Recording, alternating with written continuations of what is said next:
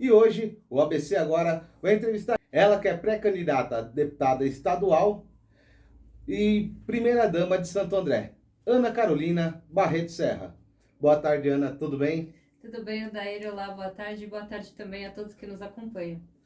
Ana, vamos conhecer um pouquinho mais aqui quem é a Ana Carolina. Um bate-papo mesmo, né? Ana Carolina nasceu aonde? Ana Carolina é andreense da Gema, nasceu aqui em Santo André. Ana, qual bairro de Santo André? Eu nasci na Vila Assunção, nasci no Hospital Brasil e aí fui criada no bairro Jardim. Eu morei um pouco da minha vida no centro, mas... Estudou aonde? Bom, Ana Carolina estudou na Prontidão, na Escola de Ensino Infantil, depois estudei no Argos, depois fui para o Objetivo, na quinta série, e lá concluí meus estudos e fui para a faculdade. Formada em Direito. Direito. Atuou como que? Atuei até meu marido se tornar prefeito de Santo André e, enfim, fui também para a área não só do litígio, advogando, oportunidade na qual tive a condição de ser secretária-geral da OAB de Santo André, cargo, condição que exerci com muito orgulho, com muito afinco, tenho grandes amigos na OAB de Santo André, e também como professora. Aí, durante os estudos de especialização no mestrado, que eu fiz na PUC São Paulo, aí tive a oportunidade de ingressar na carreira acadêmica e aí desenvolver um pouquinho mais, aí dando aula em cursos de pós-graduação e graduação na área do direito social, na área do direito previdenciário. Então já era uma área que você já gostava de atuar, né? Sim, adorava, na verdade. E aí, enquanto professora, foi a oportunidade que eu tive de aprofundar meus estudos e conhecer um pouquinho mais sobre saúde, previdência, assistência social. E aí, condição na qual, em 2017, a gente, conhecendo a cidade, conhecendo as necessidades das pessoas, teve a oportunidade de fazer esse trabalho um pouquinho diferente aí, frente ao Fundo Social. Quando, como você fala, Paulo Henrique decidiu lá atrás ser candidato, primeiro vereador, quando ele colocou, quero ser prefeito? Daí essa é uma questão até hoje a gente ri, engraçada e que faz parte da nossa vida, né? E que a gente lembra de uma forma bem com bastante carinho. Na verdade, acredito eu, que ele já tinha, né, essa pretensão de se colocar como prefeito e lá atrás, em 2012, quando não deu certo. Mas depois eu engravidei da Maria Carolina e as coisas continuaram, etc. Mas acho que pelo fato de eu estar grávida, ele não abria muito jogo que as coisas estavam se movimentando nesse sentido, né? Dele avalizar uma candidatura aí para a Prefeitura de Santo André. E aí a Maria Carolina nasceu e eu brinco que eu estava em estado puerperal quando eu fui comunicada dessa pretensão dele. E ele perguntou o que eu achava disso. A Maria Carolina tinha 15 dias de vida, ela nasceu dia 27 de maio. Foi no dia 12 de junho, dia dos namorados, a gente estava em casa, pediu uma pizza com o neném novinho, etc. Aquela coisa que quem é pai e mãe vai se lembrar de como é ter um bebê recém-chegado em casa. E aí, durante essa pizza, ele comentou comigo e falou assim: olha, o pessoal está fazendo aí uma pesquisa para a Prefeitura de Santo André e aparece o meu nome como sexto colocado. O que você acha de eu lançar uma candidatura, etc. E aí eu parei e olhei para ele, óbvio, assustada, né? Tipo, não imaginava que isso fosse acontecer. Feliz por as pessoas terem lembrado do nome dele. E aí eu falei, bom, a gente faz, né, um pensamento rápido, passam muitas coisas pela cabeça num momento curto de tempo. Sim. E aí pensei, poxa, não seria justo eu não apoiá-lo, porque em todos os meus sonhos ele sempre me apoiou. E se essa era uma vontade dele, né, por que não estar do lado? E foi assim que foi, enfim, colocada, posta aí, talvez o ponto inicial aí, o start da candidatura dele. Não sei se é o ponto inicial, mas foi a partir daí que eu fiquei sabendo e que as coisas começaram a correr aí publicamente. Ana, aí 2016, 17, ele assume, né? A prefeitura já tinha lá o seu banco de alimentos, só que estava parado, né? Como saiu, vamos resgatar esse banco de alimentos, né? Que eu acho que é uma das ações, né? Ao meu ver, é o que mais chega perto da população, é o que mais dá naquela pessoa que precisa mesmo do poder público, né? Sim, é verdade, Odair. Durante a campanha lá em 2016, eu imaginava querer ajudar com um pouco do conhecimento que eu tinha da área de direito social e também a primeira-dama, qual o papel da primeira-dama, o que Ana Carolina, se aquela candidatura, né, desse certo, poderia fazer para ajudar e melhorar a vida das pessoas na cidade. Porque tem essa questão da primeira-dama que ela pode ou não atuar, né? Essa é uma questão que é inerente a cada pessoa. Mas eu queria ajudar, principalmente enquanto cidadã, ajudar a minha cidade. E aí a gente foi percorrendo as entidades assistenciais do município em 2016 e vendo que se caso, né, fosse possível resgatar o trabalho, a atuação do Fundo Social de Solidariedade, não seria legal ter mais um item, um órgão concorrendo com as entidades assistenciais que desde sempre desempenham um papel muito importante e que supre uma deficiência do poder público no atendimento às pessoas em situação de necessidade. Então eu pensava assim, não é justo recriar o Fundo Social e ser apenas mais um. A ideia era justamente fortalecer o trabalho dessas entidades que já existiam na cidade. E aí, com a vitória em 2017, quando a gente assumiu a prefeitura, descobriu-se, né, sabia-se que tinha um banco de alimentos e que ele havia sido encerrado definitivamente, através de processo, de decreto, etc. É uma estrutura tão importante, né, de suporte alimentar, como você falou, de segurança alimentar. Santo André, foi a primeira cidade no Brasil a ter um equipamento desse tão importante, o banco de alimentos estava encerrado. Então, aí foi quando ele me chamou e a gente tinha uma questão financeira orçamentária bastante complexa e que também se mostrou maior ainda daquilo que a gente imaginava durante a transição. E ele me chamou e falou assim, olha, eu entendo, sei o que você quer fazer, o trabalho do Fundo Social de Solidariedade, mas existe um equipamento que a gente precisa resgatar a atuação e que está fechado e que eu queria muito que você cuidasse disso para mim. E aí foi quando eu conheci, de fato, o Banco de Alimentos, que anteriormente era vinculado ao trabalho de outras secretarias, e quando eu recebi essa missão dele de fazer o resgate, de passar a limpo o Banco de Alimentos, de torná-lo eficiente e eficaz na sua proposta, né, de fazer essas doações dos alimentos, e aí eu vi também a oportunidade de fortalecer mais ainda o trabalho das entidades assistenciais, porque com o Banco de Alimentos a gente sabe, a gente arrecada e distribui alimentos, mas as entidades assistenciais precisam muito mais do que isso. E qualquer item que a gente consiga agregar ao trabalho delas e que faça diferença na conta, que elas não precisam gastar na conta no final do mês, enfim, no orçamento das entidades, a gente pode aliviar. E aí foi quando a gente teve a ideia de não só arrecadar alimentos, mas como itens de higiene e material de limpeza também, para poder fazer aí, a gente brinca, né, o carrinho das entidades que a gente distribui semanalmente e fazer a diferença na conta final delas. E aí surge mais uma ideia, fazer a loja solidária, né? Que essa daí para mim eu acho que é a mais sensacional projeto social que tem, né? Como você mesmo fala, é a única loja que você sai de mão vazia e de coração cheio. Essa frase mesmo, Essa né? frase. Né? E a gente vê que realmente funciona, que realmente chega lá na ponta o que é arrecadado, né? A loja solidária veio de uma ideia, na verdade, de uma insatisfação com o término da primeira campanha do agasalho.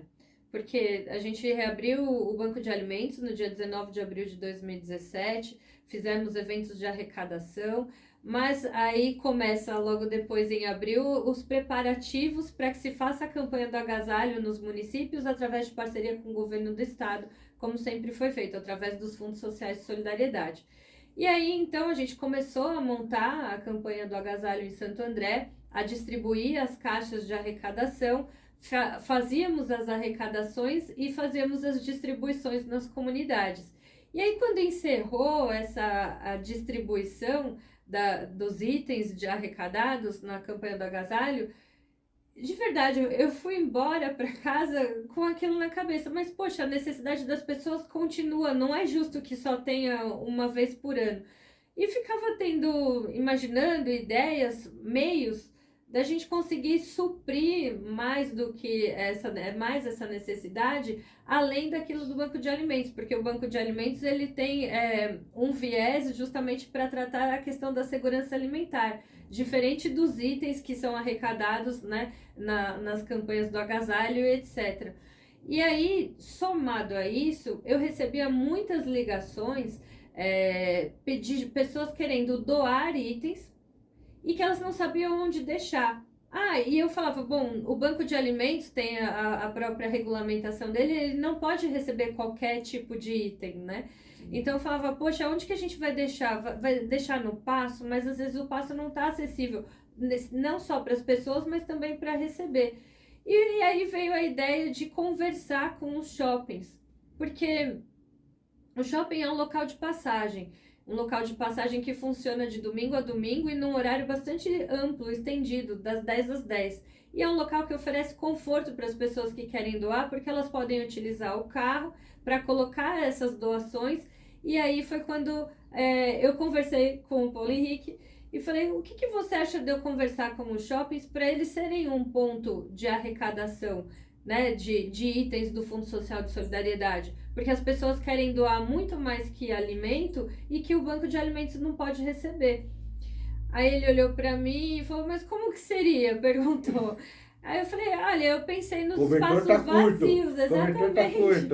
Eu falei, os shoppings têm lojas, espaços que eles comercializam, né? E tem os espaços de circulação, a gente pode deixar as caixas da campanha do agasalho lá.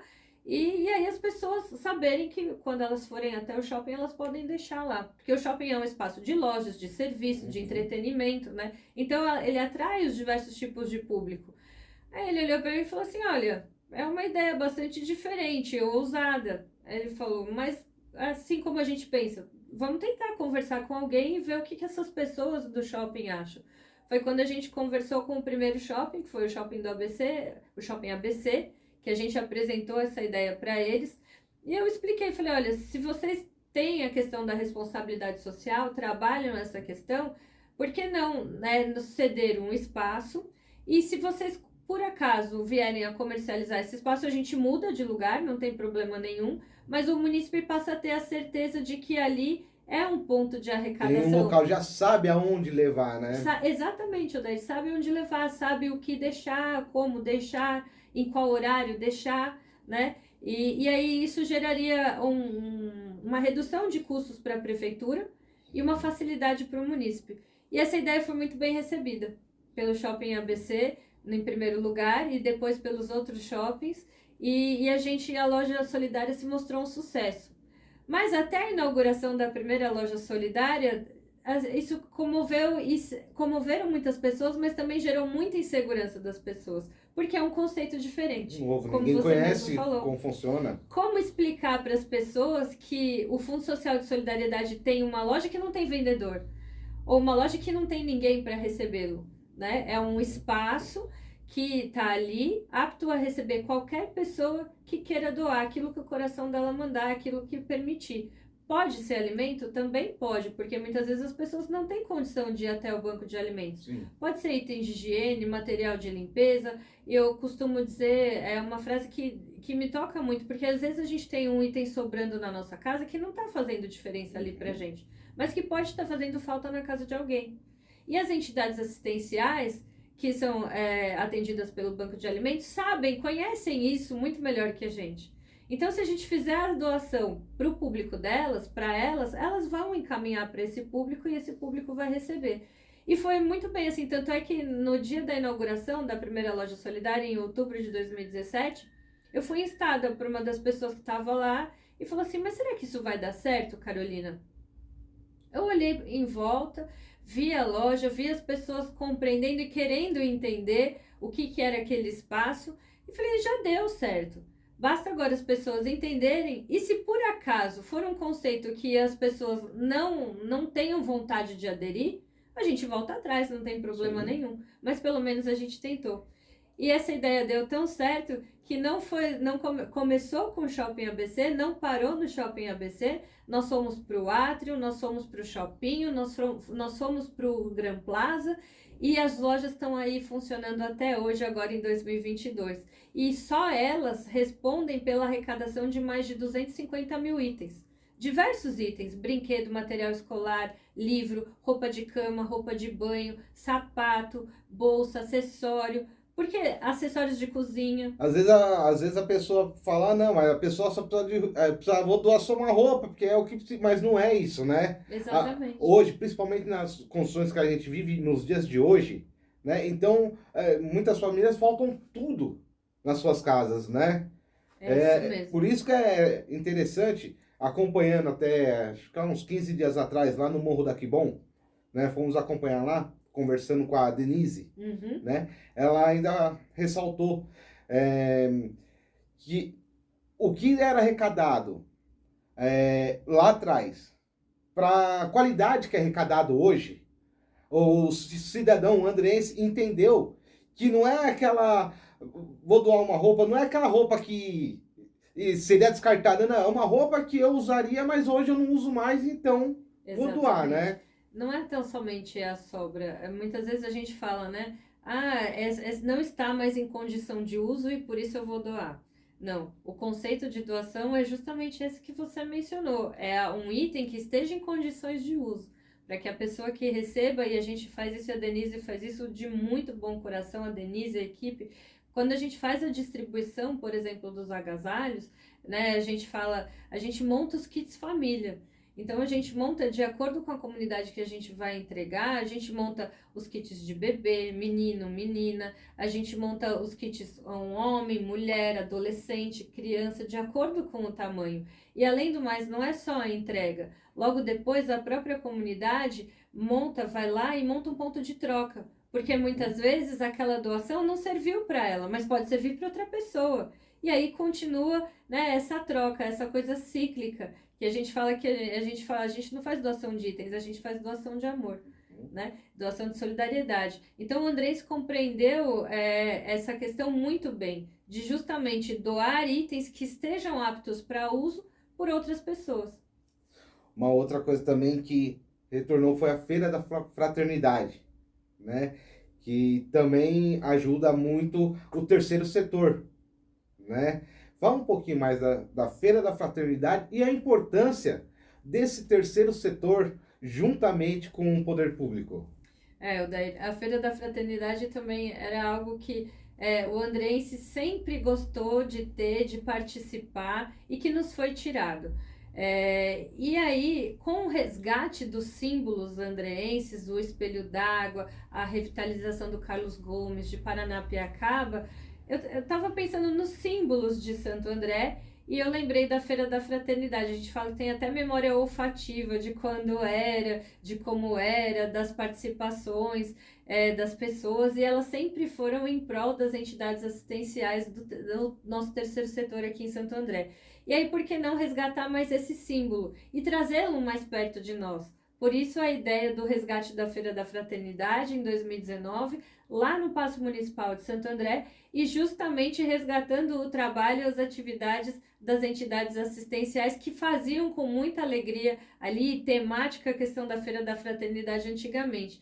Então, veio a ideia de um resgate de mais um símbolo andreense, que é a Feira da Fraternidade, e que também foi compreendido e que faz muita diferença justamente no orçamento das entidades assistenciais que fazem esse trabalho de suprir muitas vezes uma necessidade necessidade das pessoas e algo que é uma deficiência do poder público de não conseguir atender a todos de maneira satisfatória na questão da assistência social.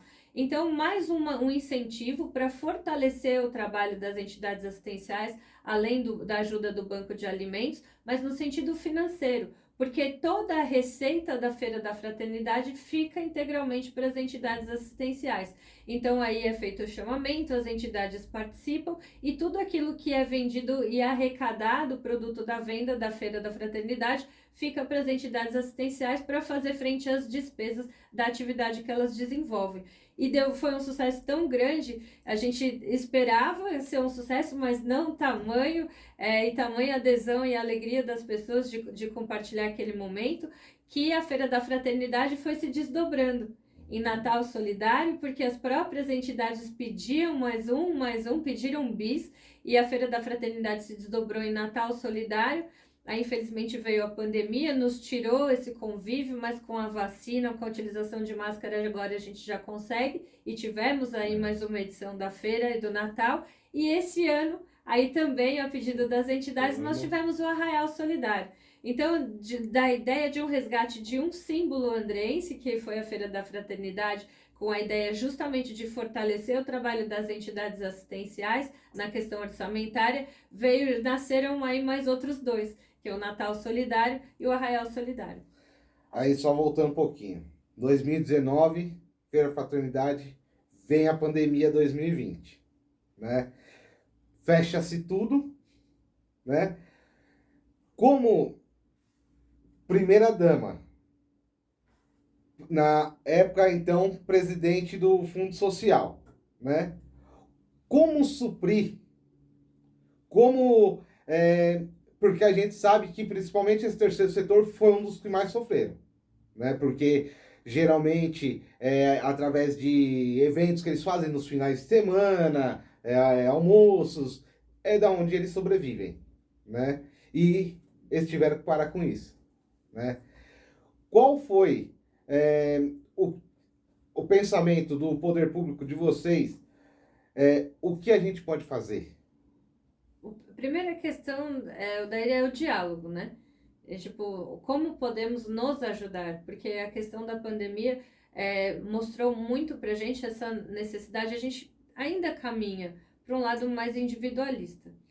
E a pandemia veio nos mostrar que sozinhos não somos nada. Então, acima de tudo, o diálogo, da gente conversar, verificar situações de necessidade, apesar do isolamento, e isso a gente conversou bastante usando a tecnologia a nosso favor, através das ferramentas de reunião online, de celular, de WhatsApp, e aí o diálogo foi muito importante para primeiro compreender a necessidade de cada um, né? E aí, a partir disso, ter ideias para desenvolver formas que pudessem suprir e ajudar essas pessoas em situação de necessidade, as entidades, enfim. E aí, mesmo com a tecnologia, mesmo com o afastamento, mostrou-se a importância do diálogo, da gente se colocar no lugar do outro e desenvolver ferramentas para ajuda mútua.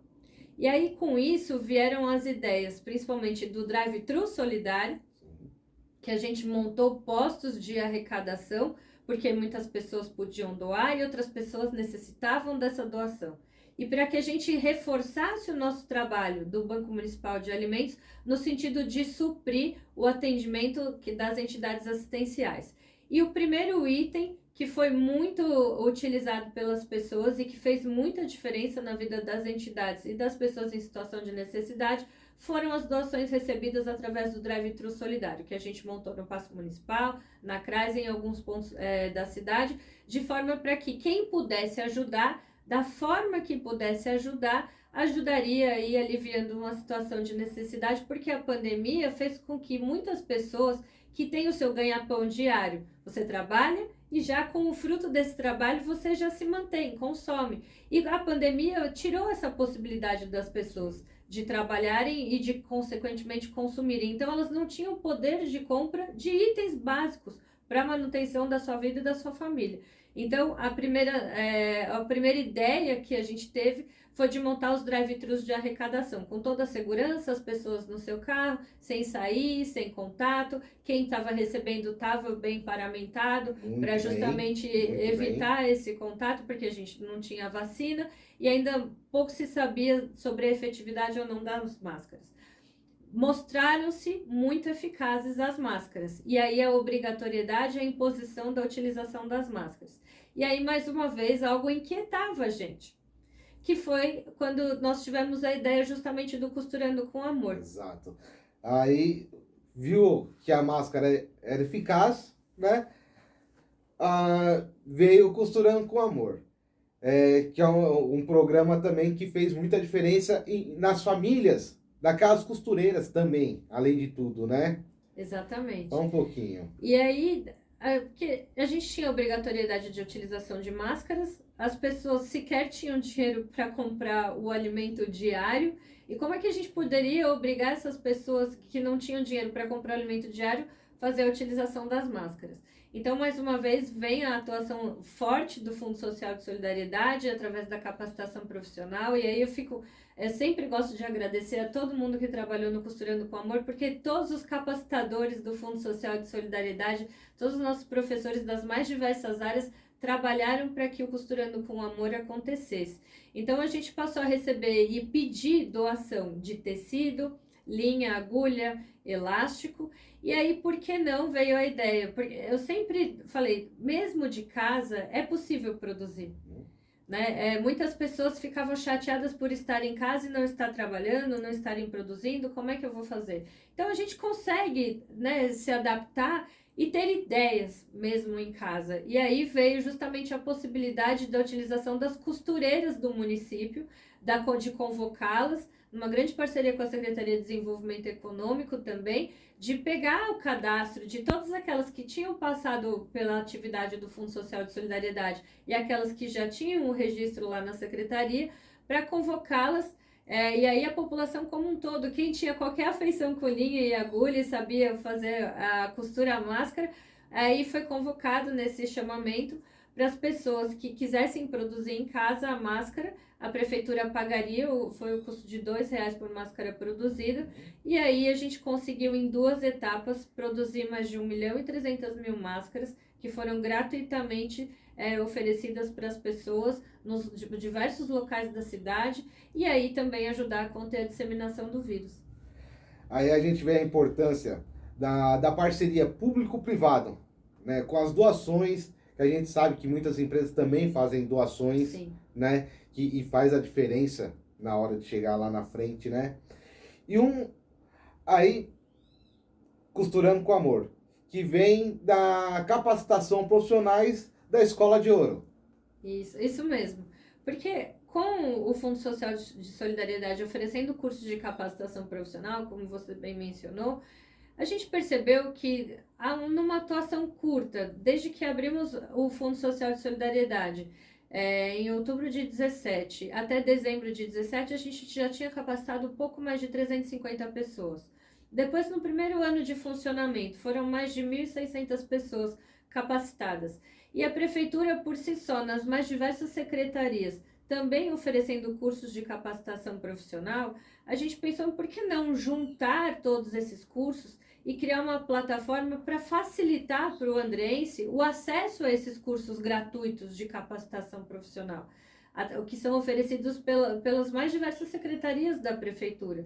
E aí, por que não dizer o seguinte, olha, quando a gente via a pessoa procurando curso no Fundo Social de Solidariedade, muitas pessoas tinham dificuldade de chegar até o Fundo Social, a dificuldade de locomoção, né, de que o pagamento ali, muitas vezes, daquela condução para chegar até o Fundo Social, vai fazer diferença na vida dela. Então, por que não chegar mais perto das pessoas? Né? E foi assim que a gente teve a ideia de expandir a atuação não só do Fundo Social de Solidariedade para mais próximo das comunidades de Santo André, onde as pessoas pediam esses cursos de capacitação. Onde realmente precisa chegar esse curso, né? Exatamente. E também mais próximo das pessoas que querem se capacitar de uma forma diferente, através de cursos oferecidos pelo SEMASA, como De Volta para a Sala, por exemplo, com os cursos da própria Secretaria de Desenvolvimento Econômico, com os cursos da assistência social, os cursos da Secretaria de Educação, o próprio EJA, o EJAFIC, que tem a educação continuada. Então, por que não facilitar esse acesso numa plataforma? No site Escola de Ouro e também nos aplicativos, tem na loja, tanto para Apple quanto Samsung, na Samsung Store. É Samsung que fala, né? Não, Play? Play Store. Play Store. Enfim, tem para todos os tipos de celulares, tem aplicativo da Escola de Ouro Andrense. Aí tem um programa que eu acho que é primordial, não só na questão do social, mas questão também de conscientização ambiental, né? Que é o Moeda Verde. É verdade. O Moeda Verde é um programa muito querido por todos nós, porque começa com o descarte, com a preocupação do descarte irregular do lixo acumulado. A prefeitura gastava muito em pontos de descarte irregular de lixo, em diversos pontos da cidade, que a prefeitura vai lá, limpa e depois a comunidade vai lá de novo e faz o descarte ali.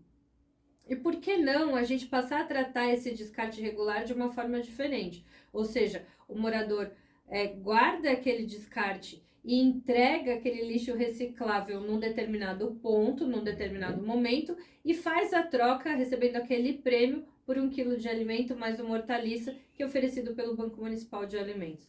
E aí a gente começou de forma pequenininha, piloto, com o projeto Moeda Verde, mostrando para as pessoas, olha, se vocês não descartarem mais aqui, com o dinheiro que a gente guarda, economiza, né, de fazer a recolha daquele lixo, a gente pode transformar numa praça, num parque, enfim, num parquinho para as crianças, já foi transformado em estacionamento, muitas vezes em pontos aquilo que a comunidade precisa. O primeiro foi no Ciganos, né? Que era uma das áreas que tinha ali aquele paredão ali, que você passava ali sempre com muito entulho, muito lixo e sempre... e também provocando alagamento naquela região. Exatamente. Né? E aí aquela comunidade tinha necessidade de um local para estacionamento de carros.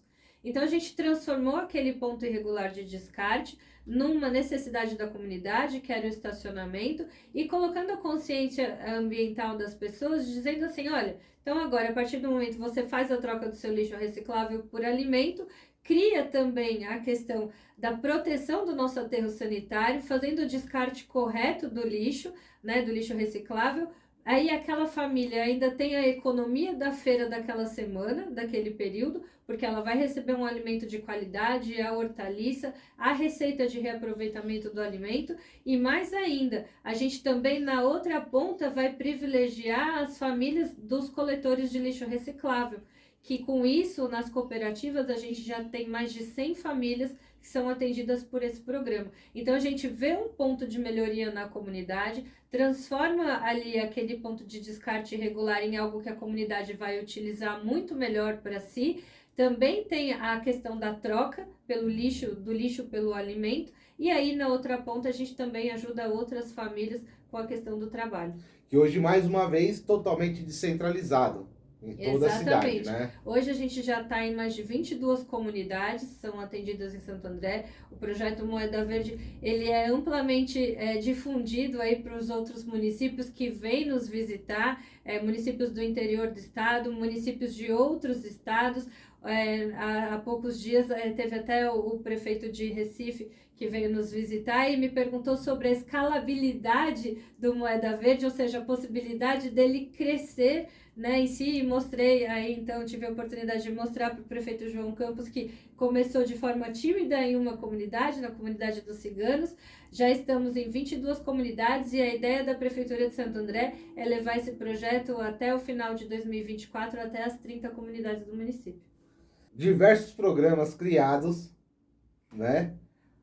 O marido prefeito, aonde vem eu posso fazer parte da política também. Da onde saiu o fazer parte da política? Olha, Daí, de verdade, eu acredito que todos nós, de forma direta ou indireta, fazemos parte da política. A partir do momento que a gente faz as nossas escolhas, as nossas ações, né? A partir do momento que a gente ajuda o outro, a partir do momento que a gente é ajudado, a partir do momento que a gente tem o diálogo com as pessoas, a gente faz parte da política, né? Ela é inerente à nossa vida. Isso direta ou indiretamente, mas mais diretamente, como isso tem se mostrado, foi a partir do momento em que a gente se coloca, né, ao lado do prefeito, com ideias que são abraçadas pela população, e essas ideias sendo compreendidas e crescendo ao longo do tempo, e melhor, e mais do que isso, eu digo melhor do que tudo isso, a partir do momento em que essas ideias fazem a diferença na vida das pessoas, né, a gente vê aí a oportunidade de melhorar a vida de muitas pessoas, né, de pessoas diferentes do que elas que a gente já conseguiu, de certa forma, abraçar com essas ideias. Então, aí no caminhar pela cidade, que é algo que a gente faz muito tranquilamente, muito naturalmente, porque como a gente brinca sempre na gestão, o trabalho não para, a gente está sempre caminhando a cidade porque os desafios são imensos. E não adianta a gente querer falar que está tudo bem, porque sempre vai ter alguma coisa para resolver e algum ponto para melhorar. Então aí as pessoas vêm, né, nos receber e questionam, por que não levar sempre essas ideias adiante? E aí veio aí a opção de fazer parte mais diretamente desse mundo. E hoje a gente observa a cidade de Santo André, com a população que tem, né? Não ter um representante diretamente da cidade, e a gente sabe como faz essa diferença na hora de vir recurso para o município, né? Exatamente, Odair. A questão é que a representatividade que se dá através do exercício da política diretamente, a gente vê que quanto mais próximo da cidade essa pessoa que se coloca aí à frente para representar, ela estiver, mais fácil é da gente conhecer as necessidades e fazer essa ponte, né, de facilitadora, de troca de conversas com o poder público estadual, federal e com a esfera municipal. Então, é importante que uma região como o ABC, como a cidade de Santo André, tenha o maior número de representantes, porque isso mostra a força política que ela tem, principalmente de diálogo nas demais esferas. E a gente observa que hoje o Grande ABC tem mais número de eleitores do que da população. Hoje são mais, se eu não me engano, mais de 3 milhões, são quase 3 milhões de eleitores, né, que saiu pelo TSE. Então, para você ver como é necessário que esses eleitores tenham representantes da própria região onde eles fiquem, onde eles estejam, né? Então, assim, são representantes que conhecem as demandas da região, que conhecem as demandas do município, que sabem e que vivem ali aquela realidade. Porque uma coisa é você estar aqui de forma transitória e não vivenciar a realidade e desconhecer muitas vezes as necessidades da região. Exatamente como aconteceu, principalmente se a gente pegar a última eleição aí, os mais votados da região nunca nem passaram aqui em Santo André, não conhece, não sabe nem onde fica o ABC. Exatamente, esse é um fenômeno midiático, né? A própria mídia social, a facilidade de acesso, e aí por isso que eu insisto muito no fato da gente usar a tecnologia a nosso favor, é justamente isso, ela pode nos trazer algumas armadilhas, né? Algumas pegadinhas de pessoas que têm aparentemente um fácil acesso à nossa situação, à nossa realidade, na verdade elas conseguem conversar melhor com a gente por conta desse instrumento muito poderoso que é a rede social, mas que na verdade ela não vivencia a realidade. E consequentemente, na hora de mostrar, apontar soluções e buscar soluções para essa nossa realidade, ela deixa de ser um pouco eficaz. Não, para a gente ir finalizando aqui, gostaria das suas considerações finais, por gentileza.